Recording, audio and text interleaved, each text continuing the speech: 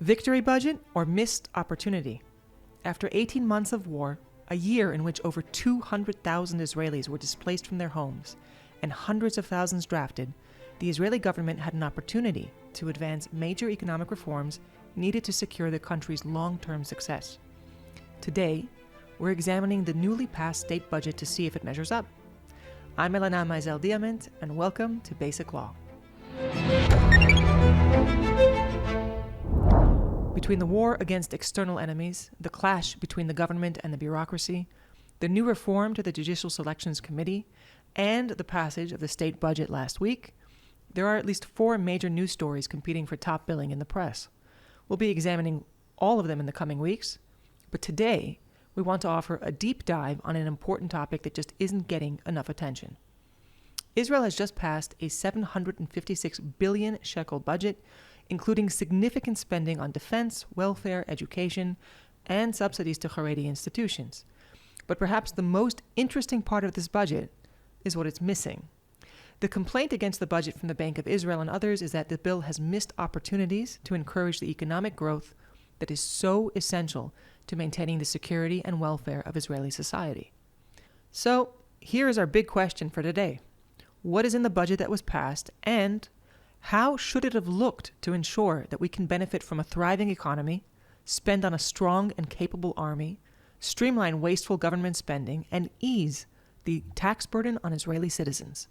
We explore this issue today from a free market perspective with economics columnist Ricky Maman, an educator and innovator in the spaces of Israeli education and economic reform. Welcome, Ricky. Really glad to have you here. Oh, I'm happy to be here. Okay, so before we get into the conversation, I always ask guests to give a little more background about themselves. Go for it. Well, I'm a long-time, I would say, policy researcher. I've been in public policy in all kinds of positions, mainly research, but I've had some dealings in, social organizations trying to make a difference in actual policy. But I'd say in the last few years, I'm doing 2, maybe 3 major things. First of all, I'm raising 2 kids. That's a full-time job in itself. And I'm a research fellow at Kohelet Policy Forum, where I deal mainly in education policy. And I'm also economic commentator in Makor Rishon. It's an Israeli I would say magazine, a weekly paper. And in that I do with economic policy, social policy, and everything in between. It's a very wide range. Okay. I will add that I think you effectively said it when you mentioned you work at Kohelet, but you have educated and written on free market ideas now for at least 12 or 15 years, I think. Yeah. Something like that. So let's see if they made a difference to the government. Let's talk about the budget a bit. And I want to just explain again to the viewers, there's a lot of sort of chaotic news happening now around the judicial system and the fight between the government and the bureaucracy. And we're going to have soon episodes that go into those issues in the coming weeks, but I thought that talking about the budget was just as, if not more important. It's a map to the priorities of the state. It's going to, guarantee both our short-term and long-term interests, hopefully.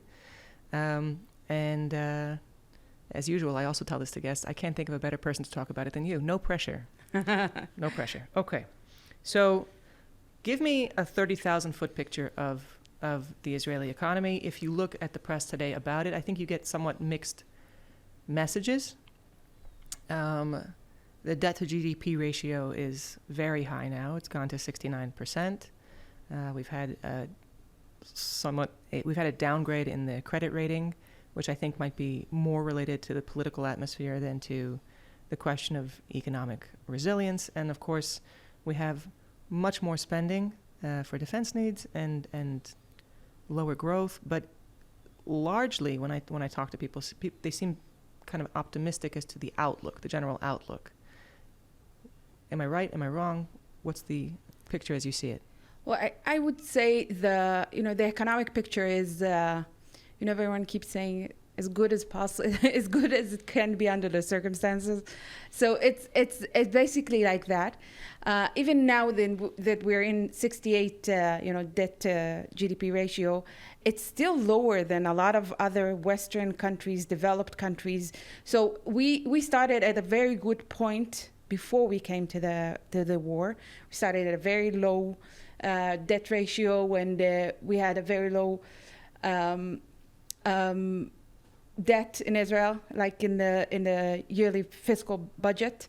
So we could afford a big war, and we had to spend a lot of money. And I think the most important issue is not what we had to spend now. It's what we'll have to spend in the next decade. So if you look 10 years in the horizon, you understand that under these circumstances, you can't lower the security budget. You will have to keep it high. And we're after 10, 15 years that we lowered the security budget. And we felt secure. And it felt it was like quiet years, like the quietest decade in Israel. And we could spend more on, social issues and education, and we could talk about housing and, social issues, things that other countries talk about all the time. And now the tables have turned. I mean, we have to start talking again about high security budgets and lowering other budgets. So it's the outlook of it that is concerning, because you're saying we're going back in time, so to speak, and that's the 30,000 feet look. And if you look even further, I mean, this is the Israeli history. I mean, we are a country that always was burdened by security issues and security expenses that in Europe after the Second World War didn't have to worry about it. Now they're rearming, right? They're rearming Europe. But it also gave us some advantages. We have like a big defense industry that is worldwide and sells a lot, and we have the whole cybersecurity that started in the army and the security branches and went to the business sector and started. We just heard this week about Wiz, right? That they had this big. Google bought them in like a huge deal. Mm-hmm. So these are all the complicated Israeli economy that is burdened by security issues, but always had the resilience to bounce back after wars, after rounds of conflict.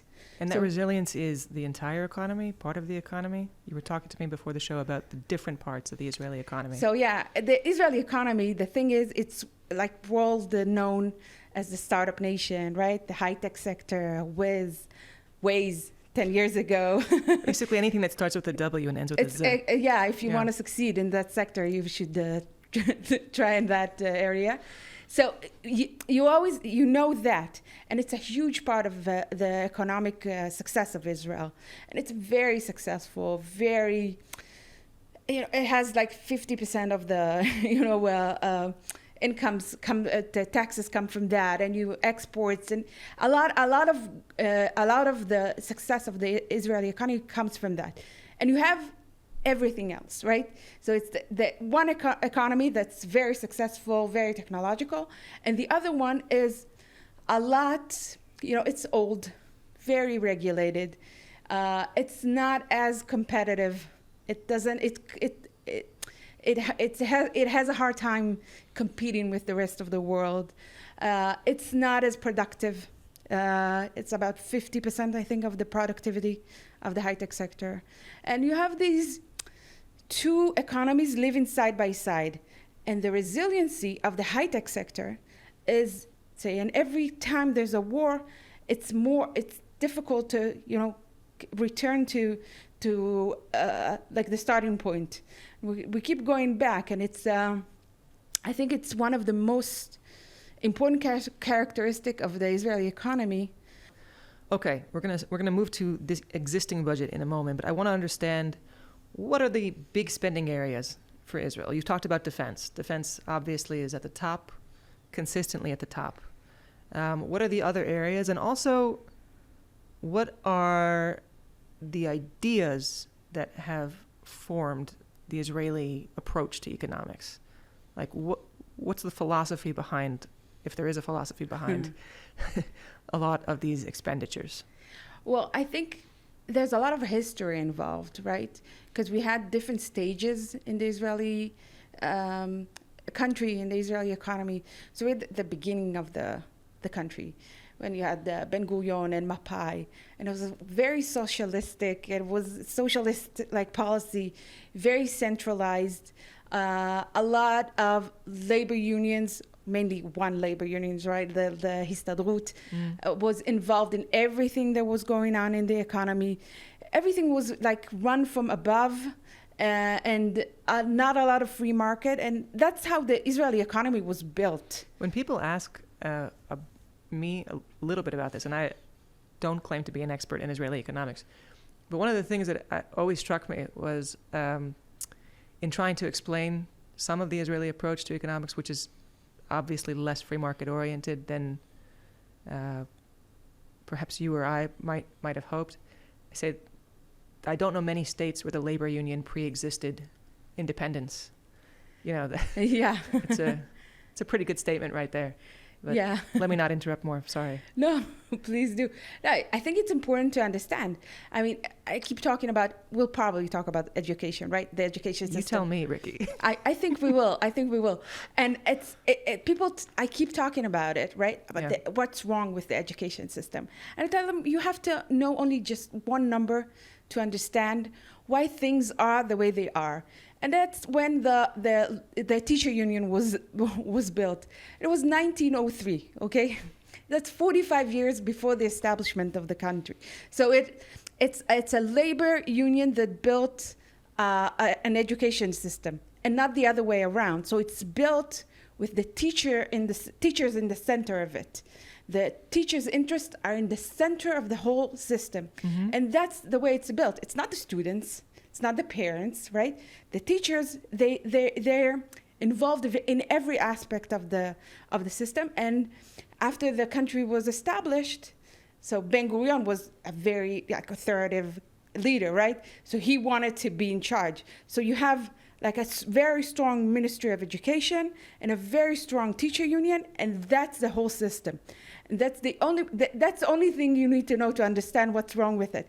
And well, maybe we'll talk more about it. But I'm saying, in general, you have to look at the Israeli economy in that perspective, that it was established as very centralized. And maybe it had to be. I don't know. Maybe you couldn't form like a small Jewish country in the middle of the Middle East, right, with all of the dangers without being very centralized. Maybe it was necessary. But that was the way that we were built, and that's the foundation of the whole economy. And it worked until it stopped working, right? It worked for a few decades, and it was a huge success. And the country got bigger, but at some point, you couldn't close off to the world anymore. You couldn't, like, the country, they controlled, the currency. You couldn't buy dollars, right? Mm-hmm. You could. Everything was controlled from above, and it started collapsing because when you run a whole country based on government enterprises, they're not as efficient. They will never be as efficient as free market, as like profit-oriented agencies, right? Like companies. So it started collapsing because it was very, very expensive. And what changed things, or what started the downward shift, was the Yom Kippur War. Right, 1973. So the Yom Kippur War, the whole country was caught by surprise, right? 50 years later, we're all looking back and we're thinking, wow, I know this feeling, right? Being caught by surprise. Unfortunately, yeah. Yeah, and the whole country was caught by surprise. And when you're caught by surprise, you say, I will never let that happen again, right? So the country started investing a whole lot more in security. So you had very high security budgets for a decade later, but they still were hanging on to the socialist policies and the whole subsidies and the government companies and all the welfare budgets. So you had very high security budgets and very high social budgets, and not enough money to cover them all. So they started printing money, started lending money, right? So they had high deficits.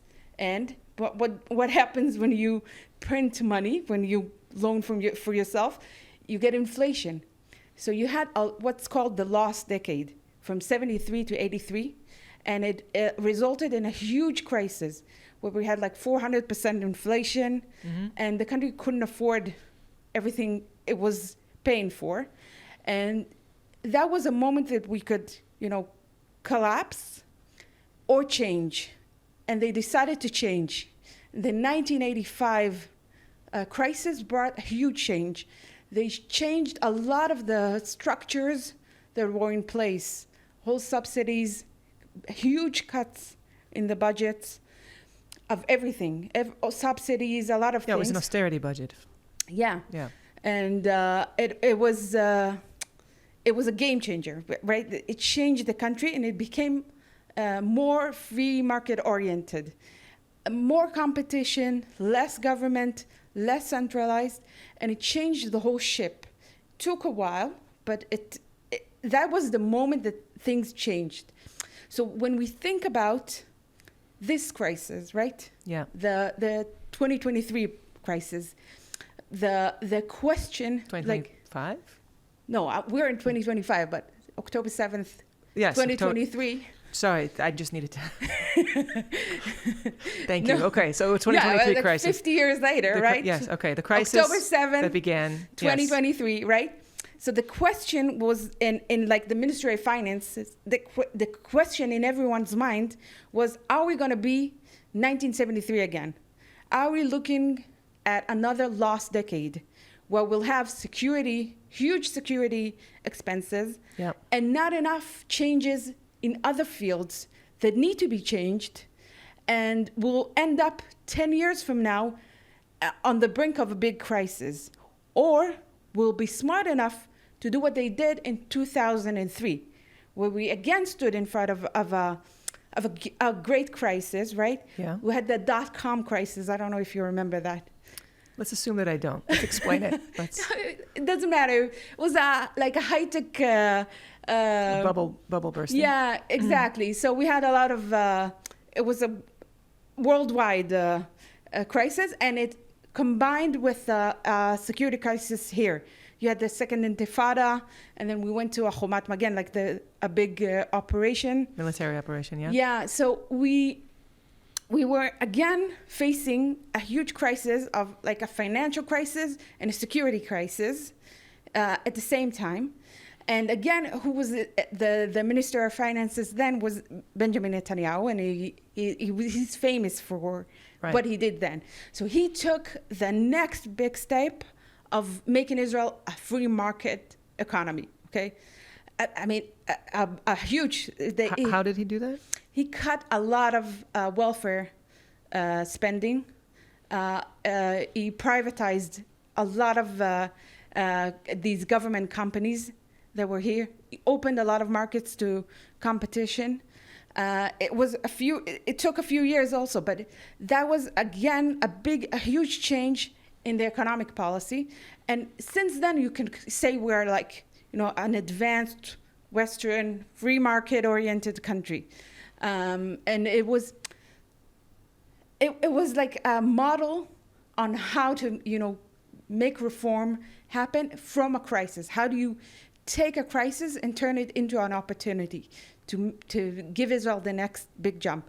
So when people look at this budget, or the one before that, it doesn't matter, 24, they're thinking, people like me, right?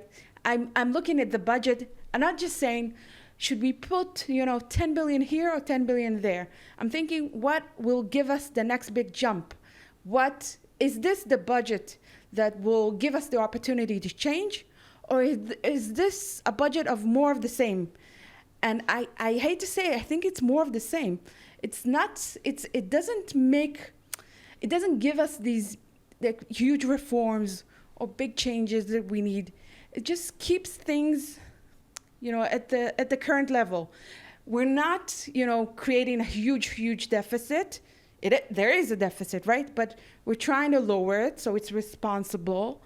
But it doesn't have any big opportunities. Right. It's a missed chance. Okay.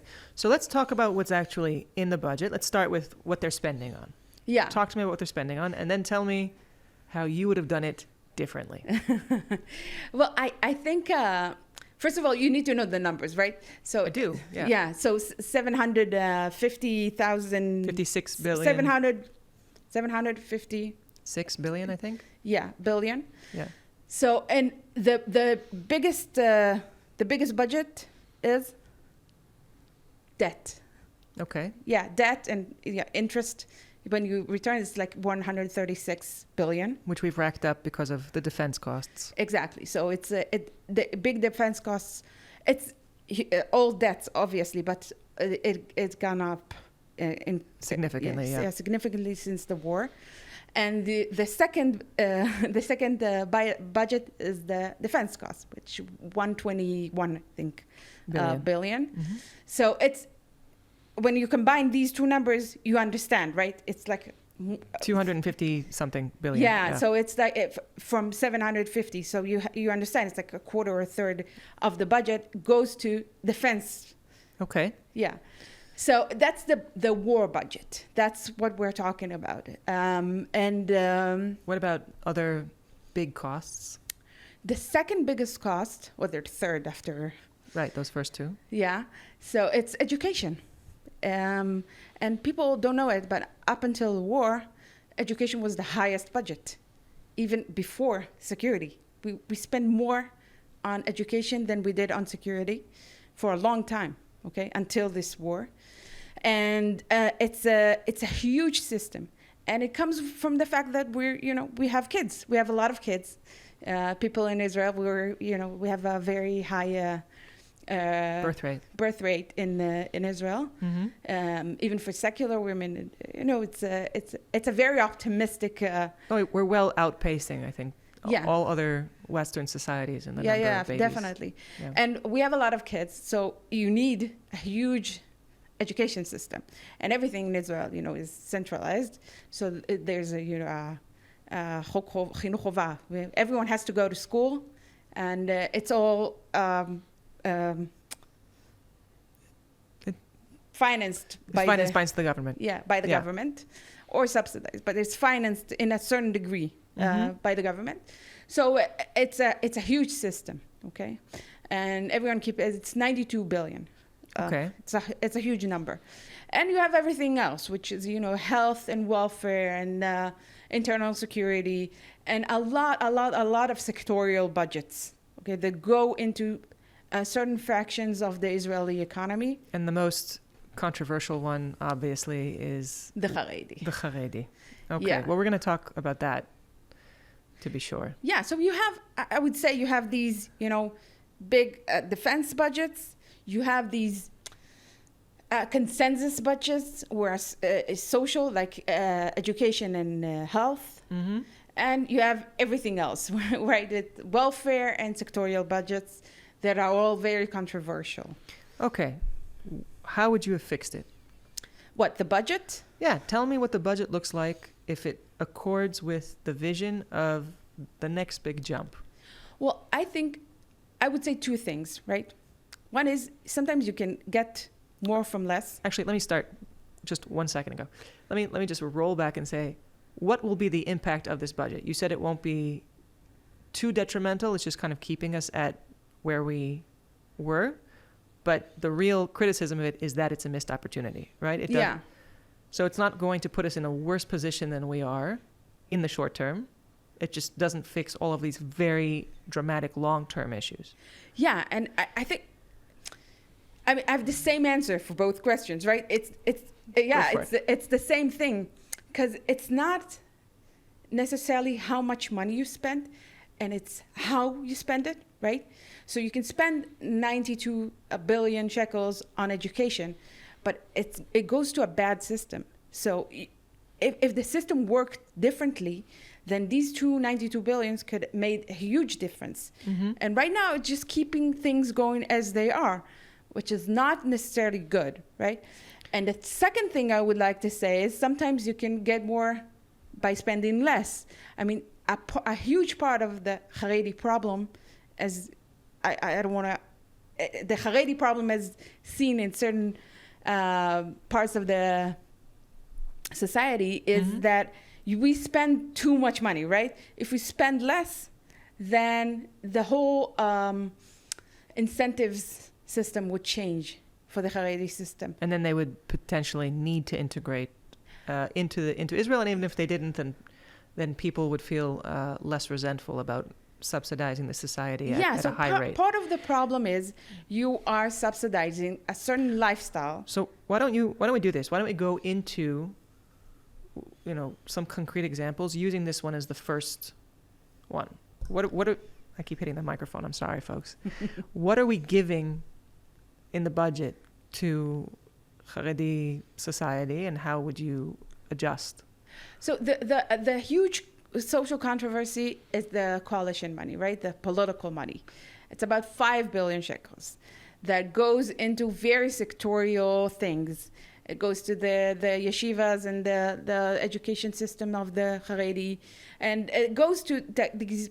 And it's always talked about these 5 billion. They are very controversial. They're always talked about. People very angry about them. It's a very small part of the budget, right? It's a small part of the budget, but it's being used to pay off specific interests of the parties within the coalition to maintain the coalition. Exactly. So obviously, you're going to have people outside the coalition who dislike it, no matter who's in power and who's in the opposition. And it doesn't matter even if they go to like good places, right? They go to like Bnei Akiva or youth movements or Zaka or Mada. So good places, okay? So it's just the words coalition money. It sounds bad to Israeli ears, and they don't like it. But I would say the Haredi incentive system, right, allows people to stay in yeshiva for until at least the age of 26, and then they don't get drafted to the military. And when they finish yeshiva, they studied from kindergarten to age 26 in all Haredi establishments, right? So, and these establishments, they don't have to teach math or English a lot of the times, right? And you are, as a young Haredi person at the age of 26, you can leave the yeshiva. You're probably married with 2 or 3 kids by then. You don't have any general education. You don't have a profession. You can't work in a serious job. Mm-hmm. You can find job, right? You can find work in a certain... But it's not one that's necessarily... or that's likely to be high earning. Exactly. Okay. So it's less productive than you could have been, right? And this whole system from kindergarten to yeshiva, we fund in various in varying degrees, right? So you have the schools from elementary and up. Yeah. And or Gan and up, the kindergartens and up. Yeah, and nurseries even. Yeah, Gan you fund, right? And nurseries. Well, just this year, there was, just a few months ago, I think there's this ongoing struggle between the Attorney General's office and the government. Because she wanted to, I think that the court's ruling on this issue had talked about cutting subsidies to the institutions of learning where people that should be drafted are nonetheless resisting or not coming. And then she added to it and said, all right, you need to also cut the funding to the nurseries, at which point there was a bit of an uproar, even on top of the uproar that had already occurred, because that was going to force the Haredi women who do work to stay home with their kids. So that's something like that. So it's the whole system, right? People talk about the 1.3 billion that go into the yeshivas, right? Yeshivas are, 18 to 26, right? Yeah. It's not the big problem. Even if you take these 1.3 billion, they will get donations, or they'll find a way to exist without this money. But the big money is the elementary system, right? The big money is these big schools for all kids. the nurseries, the kindergartens, right? The high schools or small Meaning yeshivas, these are not special budgets for the Haredim. It's just that the Haredim are so numerous that they're getting a substantial portion of the pie allotted to these things. Even though they get like a lesser degree, right? When a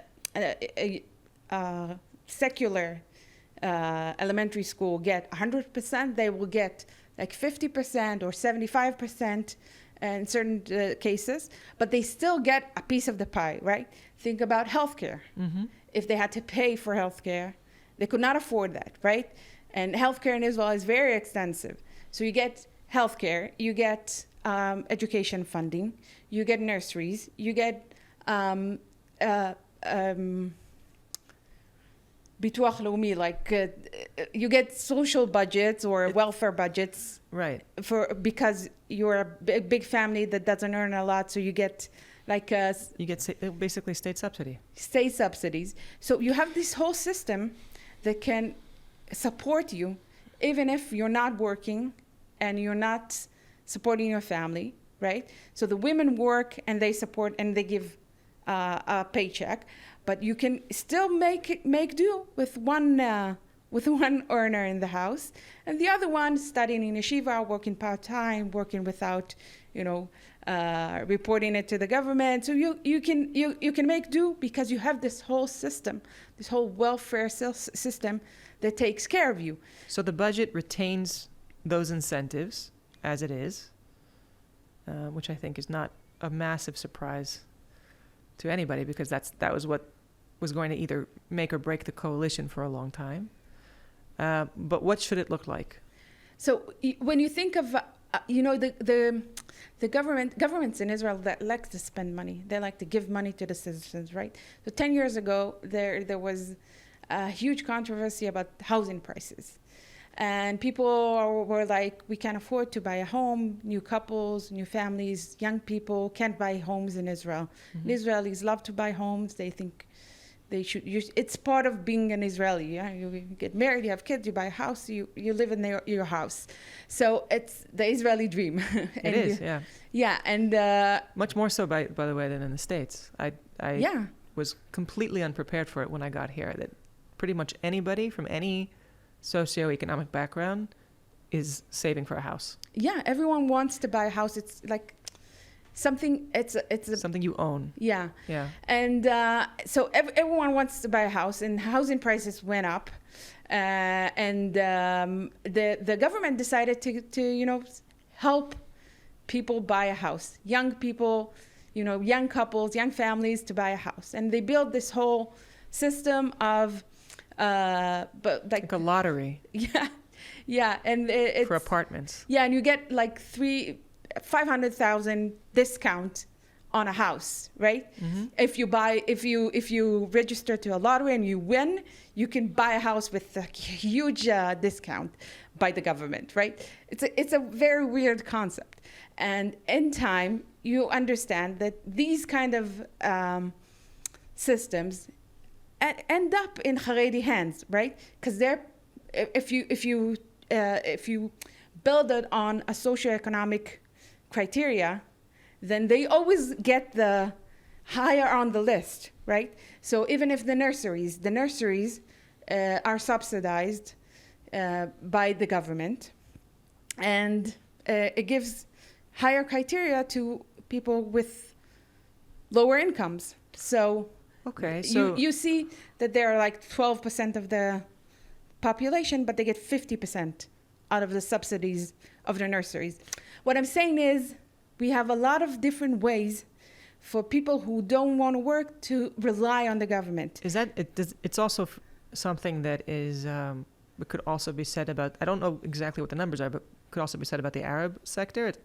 I don't want to always focus on the Haredim to the exclusion of other sectors that are also poorer, that also are not integrated, that also don't have as high a level of productivity perhaps as the general population. So yeah, if you look at the numbers, then you would see that the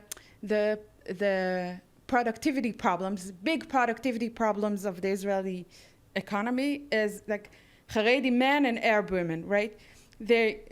work less and they earn less when they do work.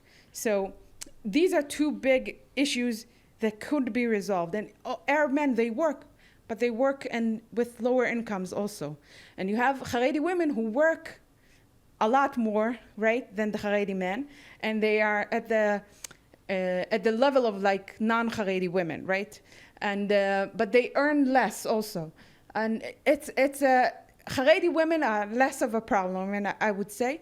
But if you look at the bigger picture, then you would say Haredi men and Arab women, you have these productivity. When I'm saying the other economy, right? The not high tech, right? So it's built with these islands of people with poor education systems, very bad incentive systems that makes them rely on the country for with welfare and subsidized. And so you have these islands where people don't have to work, or they don't work as much as they could, and they still get by with a lot of government help. And it's Haredis are the the classic example, yeah. Yeah, they're the classic example because they built a whole system around it. But there, you can find other islands of the same problem in different places in Israel. So is the basic idea, because I want to also move now to, I think you had mentioned education and agriculture as priorities, although we're kind of covering parts of education right now. But the basic idea is reduce the incentives by reducing subsidies. Which subsidies? So everything I said about like nurseries and housing, and all of them could be solved with like adding a criteria of, it's called in Hebrew, mitzui kosher histakrut. It's like that you have to actively seek work. Yeah. So if you don't have like 2 paychecks at the house, you cannot get okay. Like a subsidy, right? Or if you don't enlist to the army, you will not be eligible to a lot of benefits that the government gives you. So if you add certain criteria to the benefits the government gives, then you can change the whole incentive system, right? Okay, so you don't necessarily reduce spending, although you will in practice probably, because many people will not meet the criteria, but over time the goal is to get more integration, and you want them to benefits. Go earn money, right? Yes. Provide for themselves and not rely on government funding. Yeah. Okay. You had mentioned education and agriculture as 2 places you wanted to mention. Yeah. As again, what is missing from this budget in those places? So I would say education system. It's very, I said it before, right? It's the central control of the whole system is run from Jerusalem, right? From the headquarters of the Ministry of Education. Right. And it's where the principals can't fire the teachers, right? They can't do anything with the teachers. They can fire them, they can pay them more, they can pay them less, they can't. Everything is centrally run. Everything is centrally run. And when you're an educator, when you're a principal of a school, you need to control 2 things to promote an agenda, like an educational agenda. You want to try whatever you want to do, right? You want to change the way the classroom is run. You want to try a new pedagogic experiment. You want to teach Tanakh with biology, whatever you want to do, right? You need to control 2 things. You need to control your budget, and you need to control your personnel. And 2 things, these 2 things are not, they don't run. They're run by the Ministry of Education. So they give them a budget that is divided to, this money goes to this money goes to that. You can't control or move money from place to place. It's not flexible money. So all you do is like place things in their places, and you can't change the way you teach or the way the classroom is run, or allocate money from one place to another. Mm-hmm. And you can't fire teachers. You can't pay teachers more. Let's say you have difficulty finding science teachers, right? And you live in, let's say, Haifa. Mm-hmm. You have the Technion and University of Haifa around. And you can bring people very talented who are working on their PhD in physics to teach in your school. You can bring them. You can pay them as much as you want. You can get someone for like 4 hours a week to do a master class in physics to your best students. So you're saying the budget should have incorporated liberalization of the system? Yes. Okay. I'm saying it should have been given more autonomy to the principals on these two counts, budgets and running your personnel, the teaching core. And it's something that Israel is trying to do for 20 years, and it's not successful because the Ministry of Education doesn't want to let go. It doesn't want to give power to the principals or the municipalities, or they want to keep control. Mm-hmm. And the teacher unions don't want to give principals any kind of control over teachers. They want to keep everything in this triangle of teacher unions, Ministry of Education, and Ministry of Finance, and that's the triangle where everything has been decided about how to hire teachers, how to pay teachers, how to fire teachers. Everything in that area is controlled very, very, like 30,000 feet, right? Not in any way close to what's going on in the field. So this is one thing. And agriculture, it's funny. We talk about agriculture all the time. I feel like I talk about it too much because when you go to... Well, but I'm pretty sure that it's less in the news for English speakers than it is in Hebrew. So you're going to have to give a little background. Yeah, that's what I'm saying. It's a weird... When you say three big issues in the economy, you wouldn't think agriculture would be one of them, right? But in Israel, when you go to the supermarket, right, mm-hmm. you pay a ton of money on fruits and vegetables, and you're saying it's like the most expensive thing you can buy in Israel, right? Everything that is produce, right. Fruits, vegetables, eggs, meat, dairy, right? These are the most expensive when you go and shop. So these, for me, it's a very hard. I find it very. I think it's the most troubling thing to like an ordinary family when you have to spend a lot of money in the shops on like healthy food, and it's also a part of these historic limitations on what you can bring to Israel, what you can import, what you can produce. Everything is here is very centralized, especially in the agriculture sector, because it's like you have these sort of historic cartels that control parts of that economy. Can you say a bit more? I'll give an example. Right? Okay, yeah, please. Yeah, so eggs in Israel mm-hmm. are completely controlled by the government, right? Now, egg prices in the States are very high now, so people might relate, but everything is controlled. Once a year, the Minister of Agriculture decides how many eggs will be produced in the next year in Israel, okay? And let's say it's like 20 billion eggs. And then it's divided to quotas, and every small chicken farm, gets a quota, and that's how many eggs they will produce that year. Like say 200 million eggs, right? So you know how many eggs you will produce. You're the only one. If you have a quota, you can produce eggs, and if you don't have, you can't. And you can produce only that amount and sell it. And when you sell it, you have to sell it at a specific price that is also controlled by the government, right? So it's all from top to bottom, controlled by the government. How many eggs, who produces them, and how much they can sell it by. And the prices are high. Now in the States, because of the crisis, they're higher. But in Israel, they're always high, right? And they keep rising all the time. And when you get these weird situations that in Passover, when there's a big demand for eggs, you can't find eggs sometimes, or there's a shortage, right? So they have to import eggs, but they allow very small amount to be imported. And you can import whenever you want, whatever you want. As someone that once had to buy contraband eggs off of a truck, yes, before Passover, I understand. I should stress that people should stay Zionist. This is all a process. We're getting better. You think it's a... I do find it somewhat... Am I harming the Zionist? I hope not. No, I think it's just if you step back from it, when you have to go and actually, figure out how much butter you're going to buy and try to make sure that you get it.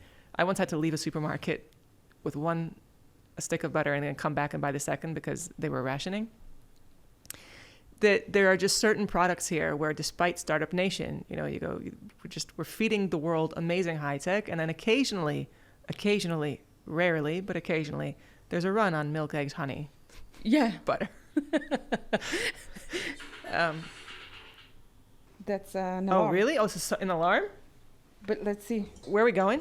Well, we should have... Okay, we're going to resume now following that quick non-run to the shelter.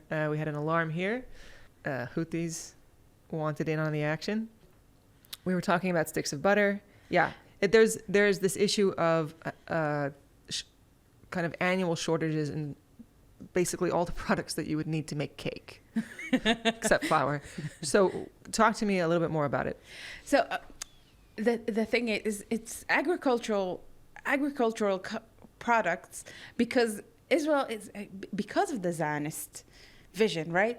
We have this Zionist vision of the Jew working the land, and it goes back to Ben Gurion and right, the Zionist stage, and we find it very, very important that we'll have like a Jewish agriculture sector that is big and strong. Mm-hmm. And the only way we found to do that is by blocking every aspect of free market in it. Very controlled. The milk industry is very similar to the eggs. A lot of produce, fruits and vegetables have a high tariff of. So what do we do? What should the budget have looked like on this issue?